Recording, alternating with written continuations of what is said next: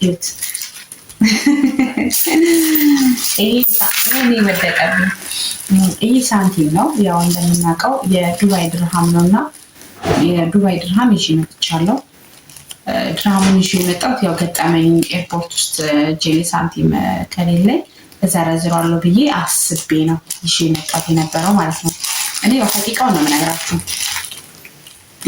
የነበረኝን ብር በሙሉ እዛ ሁኜ ላኩኝና ከዛ በቃ ይሄን ሳንቲም እስኪ ድንገት እጄ ላይ የሆነ ሳንቲም ካጣኝ ምናምን ብዬ እጄ ላይ ያዝኩትኝ።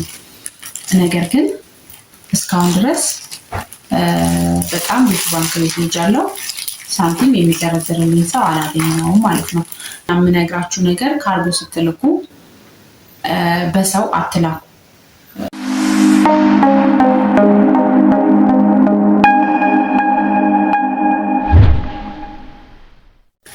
ሰላም ሰላም ሰላም! ውድና የተከበራችሁ የማርካን ቲዩብ ተከታታዮች እንዴት ናችሁ? ደህና ናችሁ ወይ? አላችሁልኝ? የኔ ማሮችን ያለውላችሁ እግዚአብሔር ይመስገን። እንግዲህ ሁላችሁም በያላችሁበት ሰላምና ጤናችሁ ብዝት ይበልልኝ እያልኳችሁ ዛሬ እንግዲህ ወደ መጣሁበት ሀሳብ ሄዳለሁ ማለት ነው። የኔ ማሮች፣ የህይወት ቅመሞች በጣም ነው የምወዳችሁ። ጌታን ከልቤ ነው። ብዙ ቦታ እንግዲህ ያው እንደምናውቀው ጦርነት ነው። እግዚአብሔር ጦርነቱን ሰላም ያደርግላችሁ። እኛ ስደት ላይ ስለነበርኩኝ አሁን ሀገር ብገባ ስደት ላይ የምንኖር ሰዎች ብዙ ጊዜ በሰቀቀን ነው የምንኖረው እና በዛ ላይ ደግሞ ጦርነት ሲጨመርበት ሌላ ሰቀቀን ነው የሚሆነው እና እግዚአብሔር ሁላችሁንም ከዚህ ሰቀቀን አውጥቶ ለናፈቃችኋቸው ቤተሰቦቻችሁ በሰላም ያስገባችሁ እላችኋለሁ። ዛሬ እንግዲህ ያው ሰሞኑን አንድ ቪዲዮ ሰርቼላችሁ ነበረ ስለ ስልክ ምን ያህል ስልክ ይዛችሁ መግባት እንደምትችሉ ማለት ነው። ዛሬ ደግሞ እንግዲህ ያው ኮሜንት አይቼ ነበረ። 1-3-4 ልጆች ብርስ ይዞ መግባት ይቻላል የሚል ኮሜንት አይቻለሁ እና ለሱ መልስ ልሰጣችሁ ዛሬ ደግሞ እንግዲህ አጠር ያለ ሀሳቤን ይዤላችሁ መጥቻለሁ ማለት ነው። እናንተ ደግሞ ቤቴን ላይክ፣ ሼር፣ ሰብስክራይብ እያደረጋችሁ እንድታበረታቱኝ በአክብሮት እጠይቃለሁ ማለት ነው። ያው እንግዲህ ብዙዎቻችሁ ገንዘብ ይፈቀዳል ወይ ያላችሁኝ አላችሁ። ስለዚህ ያው ለውስጣችሁ ለጠየቃችሁ በውስጥ ከምገባ ቆይ አንድ ላይ ሌላም የሚጠቀም ሰው ካለ ቪዲዮ ልስራ ብዬ በማሰብ ነው ቪዲዮ እየሰራ ያለሁት ማለት ነው። በመጀመሪያ ደረጃ ይት ይሄ ወደቀብኝ። ይሄ ሳንቲም ነው። ያው እንደምናውቀው የዱባይ ድርሃም ነውና የዱባይ ድርሃም ይዤ መጥቻለሁ። ድርሃሙን ይዤ የመጣሁት ያው ገጠመኝ ኤርፖርት ውስጥ ጄሊ ሳንቲም ከሌለኝ እዘረዝራለሁ ብዬ አስቤ ነው ይዤ የመጣሁት የነበረው ማለት ነው። እኔ ያው ሐቂቃውን ነው የምነግራችሁ። የነበረኝን ብር በሙሉ እዛ ሁኜ ላኩኝና ከዛ በቃ ይሄን ሳንቲም እስኪ ድንገት እጄ ላይ የሆነ ሳንቲም ካጣኝ ምናምን ብዬ እጄ ላይ ያዝኩትኝ። ነገር ግን እስካሁን ድረስ በጣም ብዙ ባንክ ቤት ሄጃለሁ። ሳንቲም የሚዘረዝርልኝ ሰው አላገኘሁም ማለት ነው። እዛም ከኤርፖርትም ጠይቄያለሁ፣ ሳንቲም አይዘረዝሩም። እና ምን ልላችሁ ፈልጌ ነው እንደዚህ ጨላ ሳንቲም በምንም አይነት ታሪክ ይዛችሁ እንዳትመጡ። አያስፋ በምንም አይነት ታሪክ ይዛችሁ እንዳትመጡ፣ በምንም መንገድ ማለት ነው ይዛችሁ እንዳትመጡ። ብር ግን ይቻላል። ብር ጥሬ ብር ወረቀቱ ይቻላል ማለት ነው።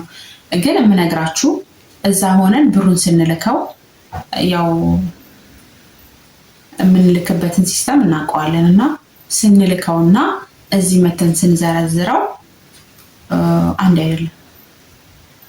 በጣም የወረደ ሂሳብ ነው የምታገኙት ማለት ነው። እና ብር ይዛችሁ በእጃችሁ ይዛችሁ ከምትመጡ ልትመጡ 2 ቀን 3 ቀን ሲቀራችሁ ልካችሁ ያው የምትልኩበት ሰው ታማኝ መሆን አለበት። አንደኛ ነገር እዚህ ስትመጡ ማይክዳችሁ ሰው ማለት ነው። ሁለተኛ በደንበኛ ስለምንልክ ችግር ያለው አይመስለኝም። ስለዚህ ልትመጡ 2 ቀን እና 3 ቀን ሲቀራችሁ ብትልኩ ማለት ሳንቲሙን ግዴታ እናንተ ስትመጡ በእጃችሁ የምታወጡት ሳንቲም እጃችሁ ላይ የምትፈልጉት ሳንቲም ከሆነ 2 ቀን እና 3 ቀን ሲቀራችሁ ብራችሁን ብትልኩ ብዬ እመክራችኋለሁ። ምክንያቱም ያው ከደረሰብኝ አንጻር ማለት ነው። እኔ ያው ብዙ ብር በእጅ ይዤ አልመጣሁም። ትንሽ ብር ነው። በጣም በወረደ ብር ነው የሚዘረዘረው። ጨላው ግን ከና አይዘረዘርም። ማንም አይፈልገውም ማለት ነው። ስለዚህ ጨላ ምንም ቢሆን እዛው እንትን በልጥ ይሁን አስቡት። እዛ ቢሆን 1 ድርሃም ስንት እንደሆነ እናውቃለን። ማርያምን የብሬን 1 ድርሃም ስንት እንደሆነ እናውቃለን። እና ይሄ ደግሞ ከ30 በላይ ነው። ስለዚህ ስሩት። አሁን ይሄ ኪሳራ ነው ማለት ነው። ስለዚህ ጨላ ይዛችሁ እንዳትመጡ፣ ብር ግን ይዛችሁ ብትመጡ ምንም ችግር የለውም። ግን ምንዛሬ በጣም የወረደ ነው ልላችሁ ነው። እንግዲህ የዛሬ ቪዲዮ ትልቅ ለመስራት ያሰብኩበት ምክንያት ማለት ነው። ብዙዎቻችን እንትን እንላለን ማለት በቃ ራሳችን ይዘን መተን እንደዛ ነው የምናስበው። ሲቀጥል ደግሞ ሌላ የምነግራችሁ ነገር ካርጎ ስትልኩ በሰው አትላኩ። ከቻላችሁ ልትመጡ በ10 ቀን የሚደርስ ካርጎ አለ። በ10 ቀን ማለት ነው። የምትፈልጉ ከሆነ ጠቁማችኋለሁ። ያው እኔ ዘመዴ ወገኔ ምናምን ሆኖ ሳይሆን እኔም እንደናንተ ስደት ላይ ሆኜ የማውቀው ሰው ነው። ገንዘብ የሚልክልኝ የነበረ ልጅ ነውና እኔ ገርሞኛል። እመቤቴን 10 ቀን ብሎ 9ኛው ቀን ላይ ነው የደረሰው። እኔ ከመምጣቴ 2 ቀን በፊት ነው የደረሰልኝ ማለት ነው። እኔ እንዲሁም 10 ቀን ተብሎ በ10 ቀን አይመጣም ብዬ ቶሎ አላኩኝ ማለት 15 ቀን ምናምን ሲቀረኝ ነው የላከልኝ ማለት ነውና እኔ ልመጣ 3 ቀን 4 ቀን ሲቀረኝ ነው ደርሷል የተባለው ማለት ነውና 9 ቀን ነው 11 ቀን እንደዛ መሰለኝ የፈጀው ማለት ነው። እና ምን ልላችሁ ፈልጌ ነው በሰው ስትልኩ የሚያወጡበት ሂሳብ በጣም እላፊ ነው፣ በሰው ስም ስትልኩ ማለት ነው። ነገር ግን በራሳችሁ ከሆነ ምንም ችግር የለውም፣ ይቀንሳል። የመቀነስ እንትን አለውና ስትልኩ በራሳችሁ ስም ላኩ። ራሳችሁ ስትመጡ እንድታወጡት ማለት ነው። ምክንያቱም በጣም ነው የሚቀንሰው። የምሬን ነው የምላችሁ። ሰው ከሚያወጣና እናንተ ከምትወጡት አንድ አይደለም።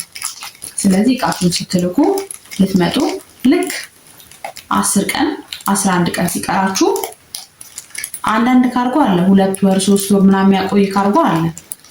እንደዛውም ደግሞ ፈጣን አለ። አሁን እኔ ልክ እንደላኩበት ማለት ነው ፈጣን አለ። የ10 ቀን እና የ12 ቀን ምናምን ፈጣን አለ። 15 ቀን የማይደርስ ማለት ነው። ስለዚህ እናንተ ልክ ልትመጡ በቃ በትልቁ እንትን አላለም ከተባለ 15 ቀን ሲቀራችሁ እቃችሁን ላኩና ራሳችሁ ስትመጡ አውጡትላችኋለሁ። እዛ ሄዶ ብዙ ቢቀመጥ ቀረጥ ይቆጥራል ምናምን ይባል ሀሳብ እንዳታስቡ። ምክንያቱም ቀረጥ የሚቆጥረው አሁን ለምሳሌ ዛሬ ሄዳችሁ አይደለ እቃውን ልታወጡ ማለት ነው። ዛሬ ሄዳችሁ ሁሉም ነገር ተስተካክሎ የሚከፋፈል ነገር አለ አይደለ? እንደዛ መከፋፈል ጀምራችሁ እቃችሁ ስንት ኪሎ እንደሆነ ምናምን ከውስጥ ወጥቶ ይታያል አይደለ? ታይቶ ብር ጎሎባችሁ ወደ ቤት ተመልሳችሁ ከቆያችሁ ከዛን ቀን ጀምሮ ቀረጥ እየቆጠረ ነው የሚሄደው። ነገር ግን ከዛ ሀገር ልካችሁት እዛ ቢቀመጥ ማለት ነው ሳምንት 15 ቀን ቢቀመጥ ምንም የሚቆጥረው ነገር የለም። እኔ ራሱ በጣም የተሸውጄ የነበረው ይቆጥራል ብዬ ፈርቼ ነበር። ግን የ3 ቀን ነው ምናምን የተቀመጠው እዛ እቃው ግን ይቆጥራል ብዬ ፈርቼ ነበር። ግን እንደዛ አይቆጥርም ማለት የሚቆጥረው እቃውን አስመዝናችሁ ጨርሳችሁ አሁን ተፈትሾ ምናምን አለ አይደለ? ከዛ በኋላ የምትከፍሉት ሂሳብ አለ። ያንን ሂሳብ ለመክፈል ብር አንሱባችሁ እመለሳለሁ ብላችሁ ወደ ቤት ሄዳችሁ ሳምንት ምናምን መቆየት አይቻልም። እንደዛ ከቆያችሁ ይቆጥራል ማለት ነው። ባደረበት ቀን እየቆጠረ ነው የሚሄደው። ስለዚህ ምን ልላችሁ እወዳለሁ መሰላችሁ? አንድ በራሳችሁ ላኩ። ሁለተኛ ነገር ደግሞ ብር ኖርማል ብራችሁን አሟልታችሁ ያዙ። ለምን ቀረጥ የሚቆጥረው በቃ ካስቆ እንትን ካላችሁ በኋላ ነው እንጂ ከዛ ልኬው 2 ቀን ሆኖታል 3 ቀን ሆኖታል ወይኔ ጉዴ ቆጠረብኝ ምናምን ብላችሁ እንዳትጨናነቁ፣ አይቆጥርም። እና ያው ይሄንን ልላችሁ ነው። ምክንያቱም በቃ እኔ እንትን ካልኩት ነገር ብዙዎቻችን ስደት ለምን ወደ ሀገር ስንገባ ብዙ የሚያስጨንቁን ነገሮች አሉ። በተለይ ከምንም በላይ የሚያስጨንቁን ያው አንድ በቀደም እንደነገርኳችሁ የስልክ ጉዳይ ነው። እንደዚህ ኤሌክትሮኒክስ ስልክ ምናምን ይዘን መግባታችን ነው። ሁለተኛ ነገር የገንዘብ ጉዳይ ነው። ገንዘብ ይዘን መሄድ እንችላለን አንችልም። ሶስተኛ ነገር ደግሞ እንግዲህ የካርጎ ሁኔታ ነው። ካርጎ ልከ ነው እዛ ብዙ ከተቀመጠ ይቆጥራል አይቆጥርም፣ ያ ነገር ብዙ ስደተኞችን ያስጨንቃል። ስለዚህ እንዳትጨነቁ ልላችሁ ወዳለው። ሌላም ደግሞ ጥያቄ ካላችሁ ኮሜንት ላይ አስቀምጡ። የተቻለኝንና የማውቀውን ያህል እነግራችኋለን፣ እንነጋገራለን ማለት ነው። በተረፈ ወዳችኋለሁ። ከእግዚአብሔር አቅምና ጉልበት ይስጣችሁ፣ ጤናችሁን ይስጣችሁ። ያሰባችሁትን ያቀዳችሁትን ሁሉ ደግሞ አሳክቶ እግዚአብሔር ልክ እኔም ከልጄ ጋር ከቤተሰቦቼ ጋር አገናኝቶ እንዳስደሰተኝ እናንተንም ከቤተሰብ ጋር አገናኝቶ ያስደስታችሁ ልላችሁ ወዳለሁ። አላቅም ብቻ በቃ ለሁላችሁ መልካም ነገር እመኝላችኋለሁ። በሰላም ነገራችሁ ያብቃችሁ። ወዳችኋለሁ። ቤቴን ላይክ፣ ሼር፣ ሰብስክራይብ ማድረግ እንዳይረሳ።